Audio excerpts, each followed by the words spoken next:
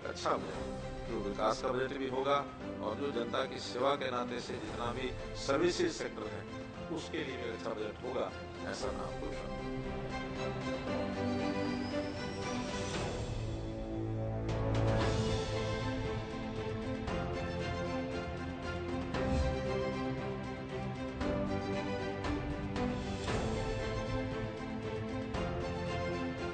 सरकार के आम बजट के बाद अब हरियाणा सरकार का जो बजट है वो कल पेश होने वाला है और इस बजट से क्या खास उम्मीदें हैं लोगों को, इस पर चर्चा करने के लिए कुछ महिला मेरे साथ हैं, कुछ गृहिणी मेरे साथ हैं। मैं इन्हीं से जानना चाहूंगा कि आखिरकार इस बजट से क्या इनको उम्मीदें नजर आ रही है। मैम, कल हरियाणा सरकार का बजट पेश होने वाला है, मुख्यमंत्री खुद बजट पेश करेंगे, हरियाणा के वित्त मंत्री का प्रभार भी उन्हीं के पास है। देखिए, मुख्यमंत्री जी से अनुरोध है कि थोड़ा सा गृहिणियों की तरफ भी और कामकाजी महिलाओं की तरफ भी सब तरफ ध्यान दें। हमारा एक तो सबसे पहले जो हमारे यहाँ हरियाणा में डीजल, पेट्रोल, सीएनजी वगैरह है, इन पे जो हरियाणा का वैट लगा रखा है वो बहुत भारी भरकम लगा रखा है, उसको कम किया जाए। सीएनजी गैस है, उसके ऊपर भी वो भी दिन प्रतिदिन बढ़ती जा रही है। अगर डीजल, पेट्रोल, सीएनजी ये बढ़ती जाएंगी तो इससे जो ट्रांसपोर्ट है वो उसका भी खर्चा बढ़ जाता है, ट्रांसपोर्ट महंगा होता है और ट्रांसपोर्ट महंगा होगा तो नेचुरल है कि सभी चीज़ें महंगी होगी। मैम, क्या कहना चाहेंगे, गृहिणी और गृहिणी के लिए एक किचन चलाना कितना मुश्किल है आज के समय में, क्योंकि लगातार जो महंगाई है उसकी मार जनता पर पड़ रही है। बिल्कुल सही कह रहे हैं सर, महंगाई की मार जनता पर पड़ती जा रही है दिन ब दिन, है ना। और गृहिणी के लिए सबसे मेन रसोई होती है। रसोई में अगर सबसे पहली बात देखा जाए तो गैस सिलेंडर सबसे ज़्यादा महंगा होता जा रहा है और पहले तो सब्सिडी भी आती थी और अब तो वो भी बंद हो गई है लॉकडाउन के बाद से, तो उसका सीधा असर जेब पे पड़ता है। तो वो कहीं ना कहीं है कि चीज़ों को लेके थोड़ा सा जो टैक्स वगैरह है सब चीज़ों में रिबेट की जाए ताकि जो लोग हैं, गृहिणियां हैं, उनको अपना घर चलाने में या काम काज करने में इतनी प्रॉब्लम फेस ना करनी पड़े। तो बिल्कुल कहीं ना कहीं महिलाओं की जो एक मांग चली आ रही है, कहीं ना कहीं वो उनका जो किचन है उसका जो मिजाज है कहीं ना कहीं बिगड़ता जा रहा है। एक कामकाजी महिला है, आप कहीं ना कहीं ऑफिस भी जाते हैं और उसके बाद घर चलाना कितना मुश्किल आप देखते हैं, या फिर इस बजट से क्या खास उम्मीदें हैं आप? सर, हम तो मुख्यमंत्री जी से यही चाह रहे हैं कि बजट ऐसा पेश हो, हम जहाँ भी जितना भी हर क्लास के लोग जितना भी अर्निंग कर रहे हैं वो उतने में अच्छे से गुजारा कर सकें। सर, कामकाजी महिलाएं हों चाहे गृहिणी महिलाएं हों, सबको अपने रसोई का बजट एक होता है। सर, आटे, दाल, चावल हर चीज़ के भाव बढ़ते जा रहे हैं, ऊपर से उनके ऊपर इतना टैक्स। तो हम यही चाह रहे हैं कि जो गृहिणी महिलाएं हैं उनके लिए कम से कम अफोर्डेबल हो सारी चीज़ें, तो वो आराम से अपना काम चला सके और सरकार अच्छा बजट पेश करे और कम से कम टैक्स लगाए हर चीज़ पे। तो मैम, क्या बजट, इस बजट से क्या उम्मीदें हैं आपको?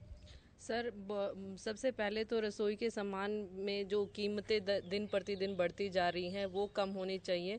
दूसरा, कुछ सरकार को स्वास्थ्य संबंधी चीज़ों पे भी ध्यान देना चाहिए कि जैसे हम क्योंकि गवर्नमेंट हॉस्पिटल्स में हमें वो फैसिलिटीज़ नहीं मिलती हैं तो हम प्राइवेट हॉस्पिटल्स में जाते हैं, जिससे कि हमारा बजट बिल्कुल बिगड़ जाता है। क्योंकि प्राइवेट हॉस्पिटल्स में जाना मतलब एक आप अच्छा अमाउंट चाहिए आपको जाने के लिए, तो स्वास्थ्य संबंधी सेवाओं की तरफ भी ध्यान दिया जाना चाहिए कि वो अच्छे से उपलब्ध कराई जाएं, उसके लिए अलग से कुछ अमाउंट रखा जाए, तो उस तरीके से जिससे कि अपना बैलेंस हमारा अच्छे से बना रहे और हम अपना घर इजीली चला सकें।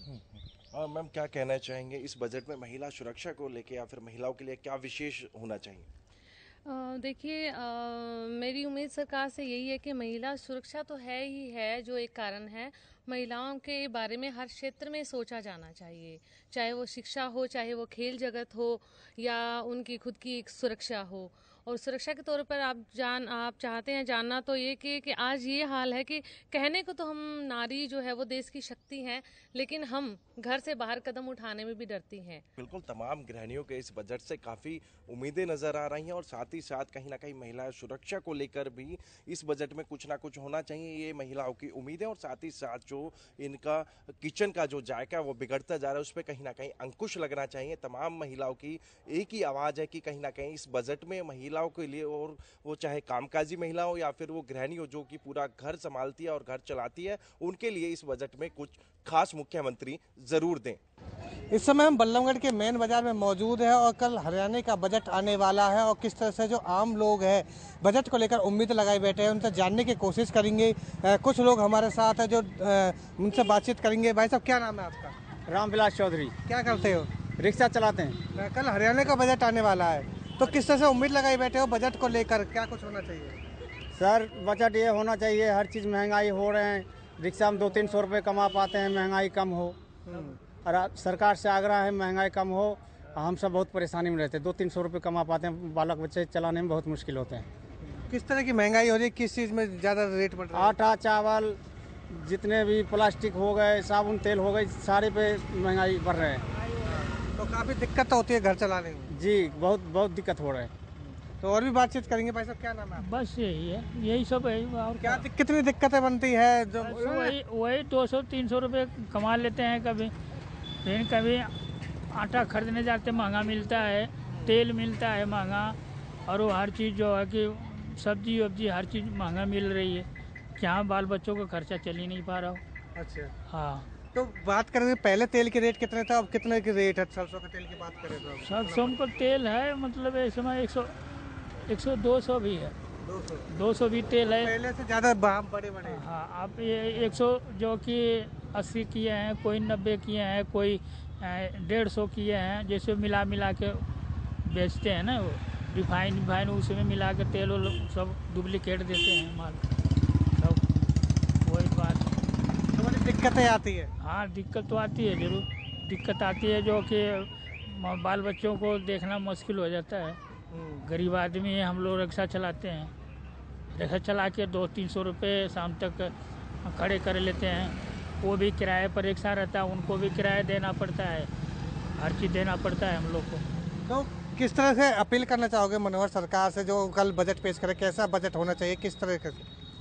अब जी महंगाई जैसे कम होना चाहिए, महंगाई कम हो रहेगा जब तो गरीब आदमी का थोड़ा गुजर हो जाएगा। और जब महंगाई ना रहेगी तो कहाँ गुजर रहेगा?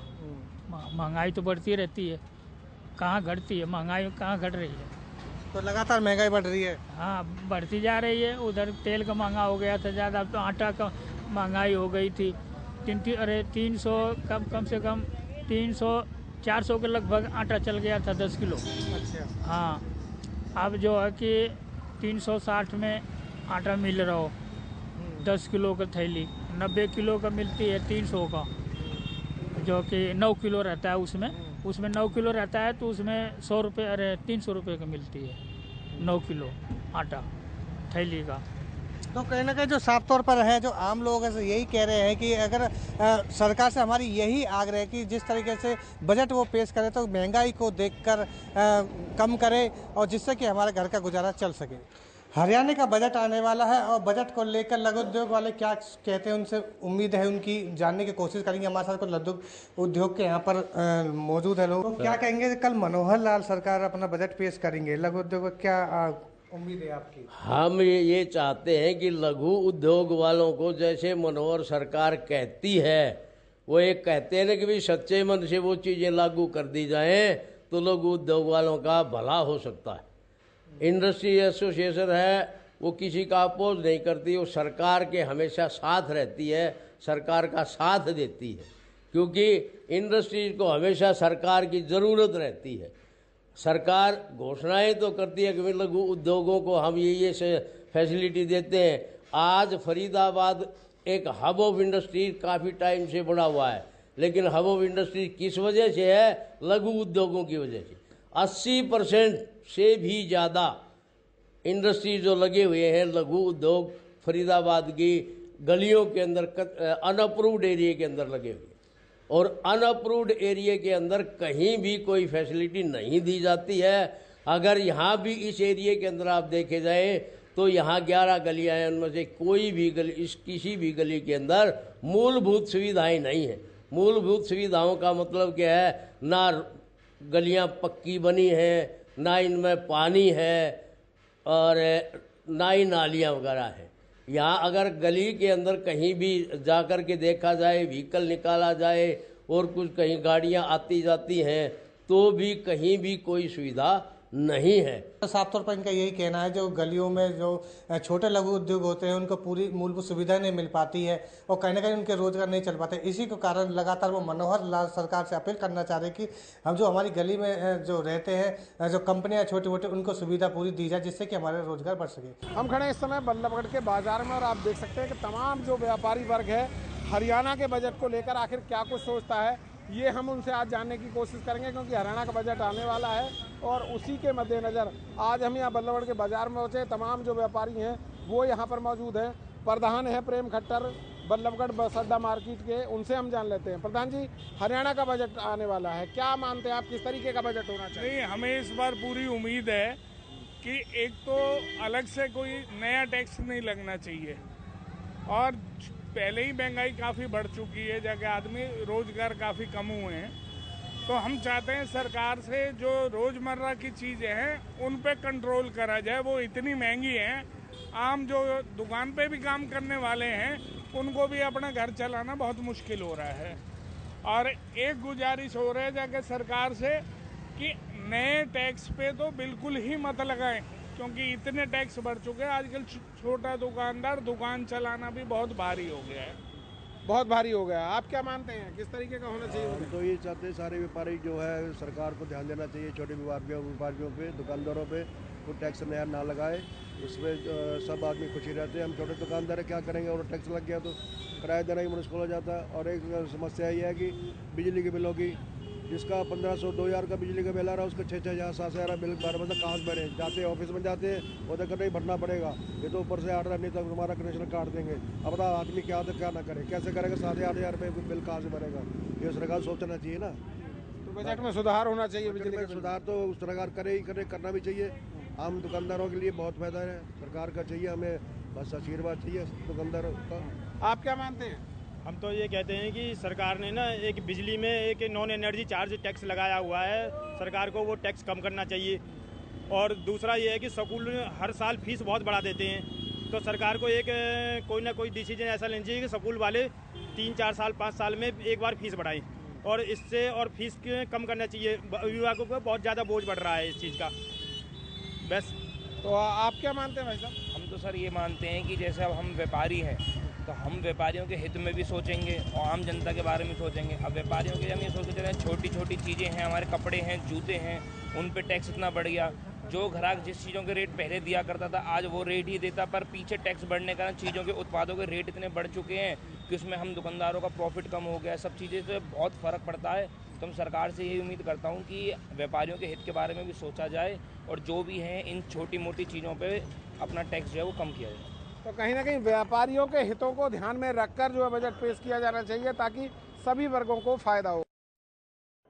हरियाणा का बजट जो है कल आने वाला है और इसको लेकर तमाम जो वकील हैं, हम सेक्टर 12 पहुंचे हैं, वो क्या कुछ सोचते हैं। हमारे साथ यहाँ पर जो अधिवक्ता हैं वो बने हुए हैं। वकील साहब, क्या मानते हैं, कल हरियाणा का बजट आने वाला है, क्या सोचते हैं, किस तरीके का जो बजट आने वाला है, बजट के प्रति हमारा रुझान है कि आम जनता से जुड़ा हुआ बजट होना चाहिए। जो आम बेसिक वस्तु हैं, जो डेली यूज़ की चीज़ें हैं वो सस्ती होनी चाहिए, और जो विलासता की लग्जरी चीज़ें हैं वो भले ही उन्हें बजट बढ़ जाए लेकिन महंगा हो, लेकिन ये है कि आम जो बेसिक नीड्स है, बेसिक चीज़ें हैं वो सारी सब की सब हमारी कम से कम हालात में हो, हर व्यक्ति के पहुंच के अंदर हो, इस तरह का एक होना चाहिए। और दूसरा, अधिवक्ता वेलफेयर के लिए भी कुछ ना होना चाहिए। हमारी सबसे पहले ये है कि बजट में कोई एडवोकेट्स के लिए भी कोई ऐसा फंड हो, हमारे साथी युवा साथियों के लिए कोई उसमें एक ऐसा बजट बने वह उनकी मदद हो सके, उनके वेलफेयर के लिए हो, उनके एकोमोडेशन के लिए हो, उनके चैम्बर्स के हो। बहुत सारी ऐसी समस्या हैं जो अधिवक्ताओं के प्रति भी उन पर रुझान देना चाहिए। जब अधिवक्ताओं के प्रति रुझान होगा तो सरकार के साथ अधिवक्ता भी खड़े होंगे। तो वकीलों के लिए भी जो बेसिक नीड्स है वो भी ज़रूरी है। आम जनता से जुड़ा हुआ बजट होना चाहिए, लोगों की पहुंच के अंदर होना चाहिए। ऐसा ना हो कि महंगाई आसमान को छू जाए। तो कहीं ना कहीं महंगाई पर अंकुश लगाने की जरूरत है। आपका नाम क्या है? महेंद्र बिष्ट। क्या मानते हैं आप? नहीं, बिल्कुल बाबूजी बिल्कुल ठीक कह रहे हैं। हरियाणा सरकार के जब से आई कोई बजट के लिए कोई ऐसा हमारे अधिवक्ताओं के लिए कुछ ऐसा खास नहीं किया गया है। जिस पे भी वो जैसे नए युवा हमारे साथी आते हैं उनके लिए बिल्कुल कुछ नहीं है, उनकी इनकम ऑफ सोर्स नहीं होती है, वो सीखते हैं तो सरकार उनकी तरफ कोई ध्यान नहीं देती, कोई नीड्स नहीं देती है, किसी भी तरीके का कोई ऐसा प्रावधान नहीं करती है कि जैसे अभी यहाँ पर चैम्बर्स की बहुत ज़्यादा दिक्कत है। हमारे यहाँ 2500-3000 करीब अधिवक्ता प्रैक्टिस कर रहे हैं, पर चैम्बर्सों की संख्या वही अभी 1000-1200 के करीब ही है। सीटों पे बैठने की जगह नहीं है। तो हमारी ही बार नहीं, पूरे हरियाणा पंजाब सब जगह बारों में ऐसी ही दिक्कत है। वकील आते हैं, कहीं कोई किसी के पास बैठ रहा है, कोई किसी के पास बैठ रहा है, किसी के पास चैम्बर भी हैं, सीट भी हैं, और कोई अकेला बैठा हुआ है। ऐसा सबको बराबर होना चाहिए, सबके लिए बराबर होना चाहिए। और कहीं ना कहीं अधिवक्ताओं को ध्यान में रखकर जो है बजट में उनका भी ध्यान रखा जाना चाहिए। जो है अधिवक्ताओं का मानना है। यही कर सकती है कि ज़्यादा से ज़्यादा राज्य में निर्माण हो और ज़्यादा से ज़्यादा खपत हो यहाँ पे कैपिटल एक्सपेंडिचर की, क्योंकि राज्य में अगर कंजम्पशन ज़्यादा होगा तो ही जीएसटी की रेवेन्यू भी सरकार को जनरेट होगी और हमारा काम भी उसी में बढ़ेगा।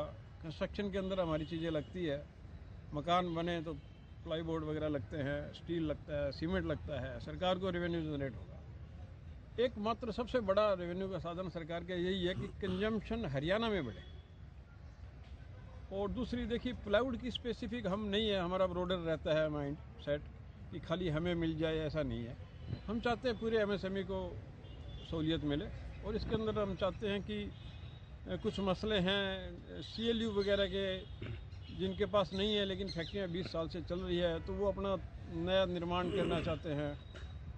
सरकार को थोड़ी ये नियमों में कुछ रिलैक्सेशन दे देनी चाहिए और इसमें कुछ कंपाउंडिंग फीस वगैरह भी सरकार को आ सकती है। तो हम चाहेंगे कि अगर ये ऐसा कोई प्रोविज़न करते हैं बजट में तो ये बहुत ही स्वागत होगा। तो प्लाईवुड की हालत हमारे यमुनानगर में तो बहुत ही डिसएडवांटेजियस पोजीशन में हम लोग हैं, क्योंकि हमारे पास लेबर भी यूपी बिहार से आती है, रॉ मटेरियल यूपी से आता है और माल हमारा एक्सपोर्ट होता है हरियाणा से बाहर।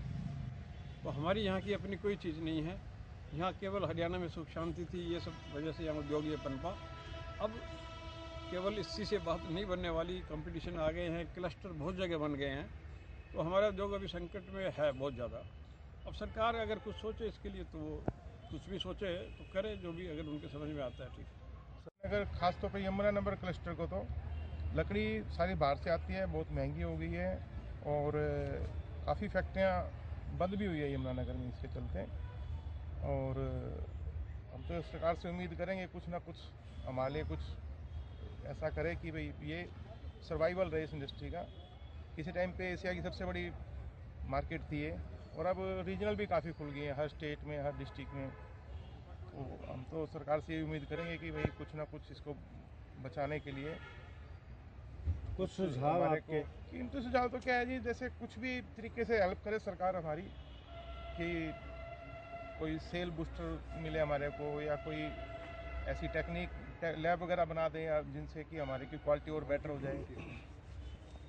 और ये उससे भी हमारे को है परेशानी, काफ़ी टाइम से हमने रिक्वेस्ट भी की है सरकार से, तो जैसे उसमें कुछ वो ख़त्म हो जाए तो उससे भी कुछ बेनिफिट मिलेगा। उसके अलावा कोई टैक्स में कोई रिबेट वगैरह कोई पर्टिकुलर कुछ टाइम के लिए, जैसे टाइम में पैकेज होता है 5 साल का, 10 साल का, कुछ ऐसी हेल्प करे सरकार की हम लोगों को उसमें कुछ राहत मिले। क्योंकि देखो जी अभी बहुत ज़्यादा क्रूशियल पीरियड है ये यमुनानगर इंडस्ट्री के लिए खासतौर पे, और एक टाइम पे पूरे वर्ल्ड में इसकी पहचान बन गई थी, खासतौर पे एशिया में तो खासतौर पे कि हर आदमी ये सुनता था प्लाईवुड है तो यमुनानगर में है। लेकिन अब यमुनानगर की इंडस्ट्री धीरे धीरे ख़त्म होती जा रही है जी। रोज़गार इतना ज़्यादा है, इससे किसानों को भी अपनी फसल का अच्छा दाम मिलता है, तो सरकार को इस पर करना चाहिए।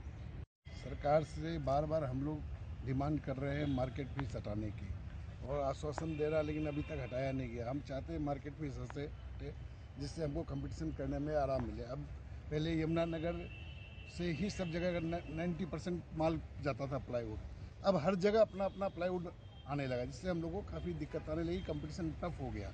अब हम 1 रुपया 1% भी रेट बढ़ा कर नहीं बेच सकते, न कम। जहाँ रेट थोड़ा बढ़ता है फिर माल बिकना बंद हो जाता है। इसलिए हम चाहते हैं मार्केट भी कम से कम हटे और इंफ्रास्ट्रक्चर यहाँ का बढ़ाए ताकि सेल यहाँ हो।